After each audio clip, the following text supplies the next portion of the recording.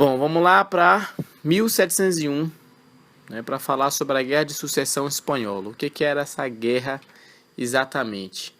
Era, na verdade, mais uma busca de poder, né, uma luta por poder, principalmente territorial, né, e que se dava nas sucessões de disputas monárquicas e domínios de colônias. E o nome desse conjunto aí de sucessões e de disputas é Guerra de Sucessão Espanhola.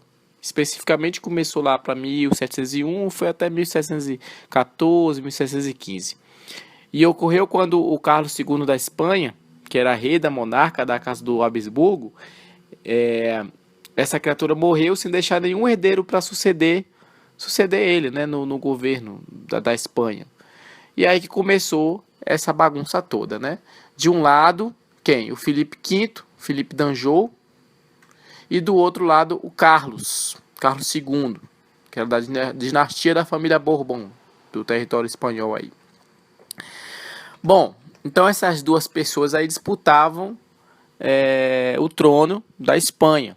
Filipe d'Anjou, né, que é da França, e o Carlos da Áustria.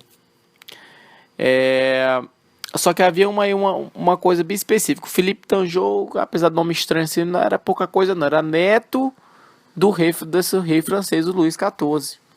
Né? Então, ele tinha o quê? Ele recebeu todo o apoio das forças francesas para ele então ser o sucessor da Espanha. Já o Carlos tem que ser mais perto, menino. Então, o que ele fez? Ele reuniu aí a Grã-Bretanha, a Holanda, a Prússia, Portugal e a Itália, que na verdade é a Casa de Savoia, eu lá sei o que é isso, mas o que? Ele chamou isso aí de quê? Grande Aliança. Ele formou o quê? Uma grande aliança para ele ter mais força. Foi o que o Aécio fez, né? E a Dilma. Mais ou menos, mesma história, encarnação. Bom, então a grande aliança foi uma coisa interessante, importante, que fez o quê? Marcou a oposição a Filipe, né? Só que não funcionou, porque o Carlos queria ser tudo também, né? Já estava sendo o quê? Imperador do Sacro Império Romano Germânico, e agora queria também ser rei aí da Espanha. É demais, né? Ninguém ia querer um negócio desse. Então, os britânicos não estavam muito contentes com essa história de acumulação de poder, né? De concentração de poder. Ainda mais aí exagerando por parte do Carlos. Então, isso não foi bom para ele, né? O que demorava muito para ter uma decisão aí, gente, é justamente de novo esse choque aí de potências, né? Potências europeias. Britânicos e franceses. Então, isso demorou muito, porque eles não entravam em acordo. Então, essa guerra aí demorou anos. Ficou muito tempo aí se arrastando e não resolvia nada. Foi aí que eles resolveram. Vamos fazer um congresso, vamos sentar, vamos reunir, vamos tomar uma cerveja, um chopp, vamos conversar esse negócio aonde? Lá em Utrecht. Foi lá para Utrecht para resolver essa questão aí, entendeu? E esse Utrecht aí fica onde? Fica lá nos Países Baixos. Nome esquisito que fica dentro dos Países Baixos. Bom, especificamente que na Europa Ocidental. Fica lá na Europa Ocidental. E foi lá que foi acontecer. Por isso que leva o nome de Acordo de Utrecht. Outra questão também importante, gente, é que assim, o Carlos, já que era do Sacro Império Romano, né? Podia haver através dele aí o quê? Uma união de coroas de França e da Espanha. Então, isso não era muito legal para a monarquia da Europa, né? Porque essa concentração de poder também, essa união aí desses domínios de Espanha e França, através dos Habsburgo, já não era uma coisa muito legal para eles. Não que isso acontecesse, entendeu? Porque podia criar o quê? Uma nova potência no continente. Né? E isso seria muito prejudicial aos interesses que eram próximos ao finado que morreu aí o rei Carlos II.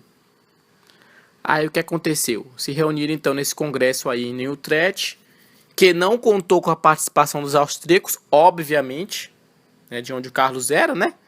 Então assim, já não se esperava muita coisa boa pro Carlos, não.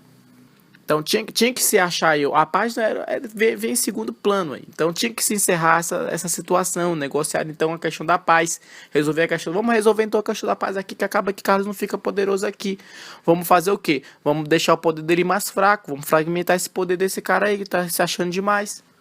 Aí lógico que esse tratado foi o quê? Favorável para o Felipe, né? Que ele permaneceu no trono espanhol, aí ficou aí até 1746 lá, ganhando um rio de dinheiro, famoso, rico. Isso aí que tá, foi ótimo para ele, entendeu? Só que na verdade, se a gente observar assim, não teve, na verdade, na Guerra de Sucessão Espanhola, vencedores. Por quê? Até pro Felipe também não foi lá essas coisas todas também não, né? Porque teve que esse acordo de Utrecht foi o quê? Um sistema de muita compensação também. Né? Então as nações que participavam, elas conseguiram chegar a acordos, né? Então assim, o Luís, o Felipe, né, ele foi praticamente por imposição do seu avô, o Luís XIV, ele foi denominado rei da Espanha, mas ele teve que fazer o quê? Teve que ceder o que? A ilha de Balear, de Menorca, a Grã-Bretanha, por exemplo, aos Habsburgos austríacos e aos Países Baixos da Espanha. Ele concedeu o quê? O Rochedo de Gibraltar. Então, não foi aquela coisa muito lá fácil também não para ele não, entendeu? A Inglaterra, por exemplo, aí, ó, ela recebeu as bases marítimas e o direito de vender escravos negros para as colônias da América Espanhola. Então a Inglaterra ela podia o quê? Vender escravos nas colônias americanas e ficou isso aí por 30 anos, né? Então a gente pode dizer praticamente que a Inglaterra que foi a melhor beneficiada, a mais beneficiada, porque o que é que aconteceu com ela? Ela começou a estabelecer conquistas que abriram caminhos, né, para que ela se tornasse depois aí, o principal império do mundo na ordem mundial dos séculos que veio depois disso aí, porque dominava as questões navais, comerciais e coloniais também, importantes para ela, entendeu? Então o que a gente pode perceber é que não teve aquela coisa de derramação de sangue, tipo os filmes 300, nada disso não. Então assim, foi importante, foi um marco também esse acordo de Utrecht, né? Porque deixou aí um legado importante de que a força fosse usada assim como último recurso. Houve o que? Uma diplomacia permanente e multilateral, porque todo mundo participou, né? Então já havia aquela questão da soberania, da não intervenção. Fosse muito discutido também direito internacional, de uma forma mais racional também, né? Então esses foram legados importantes aí. Mas em contexto histórico isso não foi muito bom para a Espanha não, porque ela foi o quê? Foi entrando em decadência, foi perdendo território europeu, né? Olha o que aconteceu com a Espanha. Ela foi perdendo território. A França foi o quê? Foi praticamente se tornando absoluta na região da Europa. E deu o que a Espanha deu o que para a Grã-Bretanha? O domínio mundial das rotas comerciais. Né? Ela própria foi, quer dizer, cavou no próprio túmulo, né? Sem contar a questão da Inglaterra aí, dos ingleses, né? Que foi o que reduzindo cada vez mais o poder de controle territorial espanhol sobre as suas próprias terras conquistadas. No caso, lá no continente americano. Então, isso depois vai explicar que não teve nada de coisa de paz aí não, né? Isso foi criar o quê? Outras guerras de independência lá na frente, que depois isso não é o caso agora.